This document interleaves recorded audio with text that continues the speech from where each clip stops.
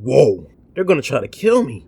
Those are not the words you want to say when you start your first ever job. But those were the first words that I said when I stepped foot to the grounds of my first ever job. The building was fucking massive. It was the size of a small moon in orbit. I was about to do a full day's worth of work for free. Free? What kind of job would do such a thing? Amazon. It was a required thing to do to prove to the company that you were capable of doing the job and to get the job.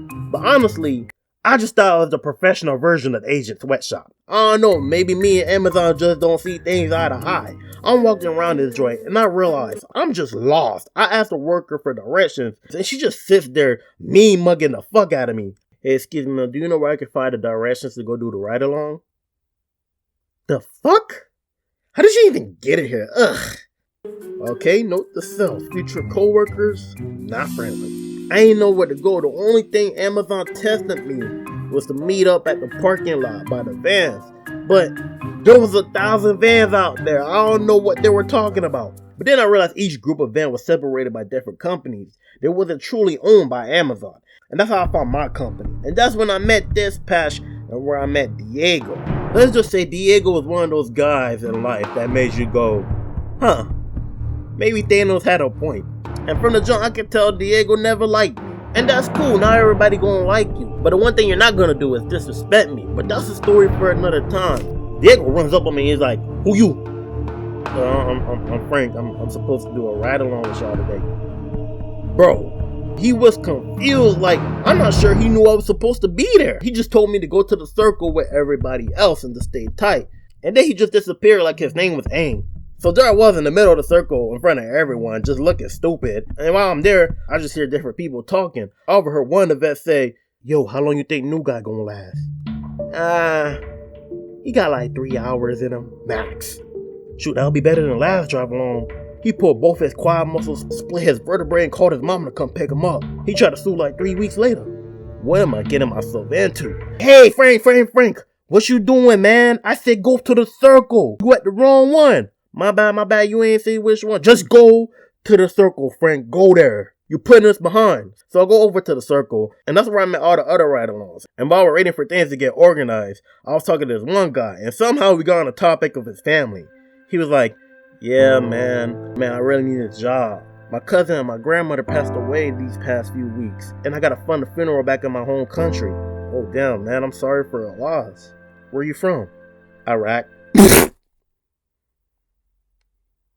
Bro, I haven't even got hired yet and I'm about to go to HR. Bro, my immature, insensitive, dark humor ass is trying so hard not to laugh. Because in my head, the constant question that kept popping up was, damn, what happened? They blew up? And he just keeps going. He keeps making it worse. Yeah, man, they died from natural causes. And then again in my head, I'm like, are you sure they died naturally or externally? Frank, I'm going to put you with Gwen.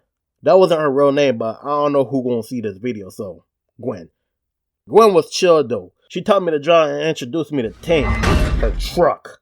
I didn't ask her why she called it Tank, but it only took me 20 minutes to figure out why. Each hour of this job was a battle with these packages, and when she drove this freaking thing, it sounded like war.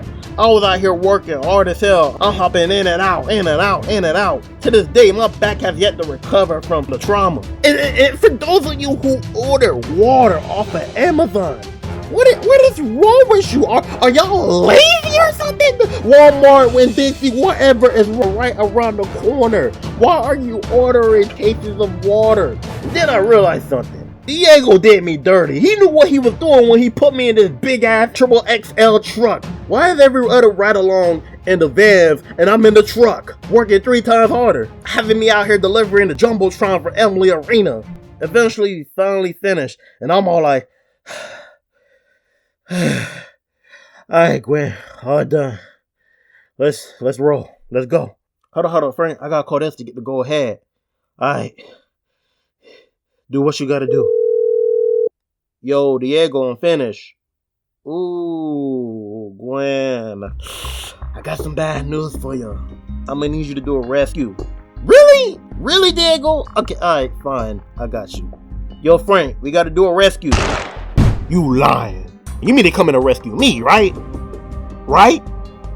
If you guys don't know what a rescue is, it's when one of your other coworkers didn't finish delivering in time and you gotta go to their van to help get half their packages off and deliver the rest of their packages. And that's just great, because it's not like I'm doing free labor or anything. So we do that, deliver the packages, and we call dispatch again. Hey Diego, we good now? Ooh, oh no, Gwen, no, silly Gwen. I'm gonna need you to do another rescue. Bro, we pulled up to this van, opened the back door, and this thing is still full. I'm like, oh hell no, I'm not doing this. Dude in the van's like, chill, I just got dropped off here. This not even my van. Y'all not even delivering all these packages. You just got these 2 totes to do. Apparently the woman who had this van quit mid-day, mid-route, mid-drive. Left this bitch stranded in the middle of the road with everything inside. I can't imagine what pushed her that far, cause the cameras show her leaving by foot. I don't even know how she got home. We 45 minutes away from the station. Now I gotta deliver the rest of these packages tomorrow or whatever. Whatever happened to her, I hope it don't happen to me. We had a sigh of relief, cause at that point, we were both about to quit. So we delivered the packages and finally, we get to our last stop. And this house was straight out too creepy for my liking. It was straight pitch dark. The concept of a street light did not exist. This house had a long driveway and... Wait a minute. Is that a Confederate flag? And why is that old white man looking at me like that? Nah, I'm not doing that. That's dead. You got that. That's all you, buddy. Lady, what? When I ain't doing that. Why not? Gwen delivers the packages and finally, after 10 unpaid hours, we finally get done and we get back to the station. And before I can even catch my breath, right after I jumped out the truck, bro, one of the other ride-alongs want to have the nerve to pull up to me and be like, yo, bro, you give me a ride? Nigga, I don't even know you. All right, Frank, you did good, man. You got the job. I'll see you next week. And from that day on, I officially worked for Amazon. But this story is only the origin story. This is the vanilla story. This was only the first chapter, not even the ceiling of the iceberg, because even though unlike so many other people before me, I actually enjoyed working for Amazon, but it wasn't my long-term career.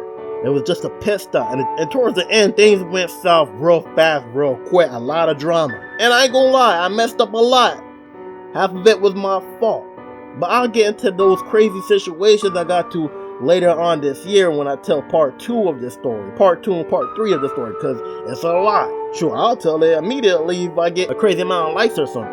I can always make adjustments. But that's how I got my first job at Amazon. And all I gotta say is, it definitely got me battle tested for what I had to deal with next.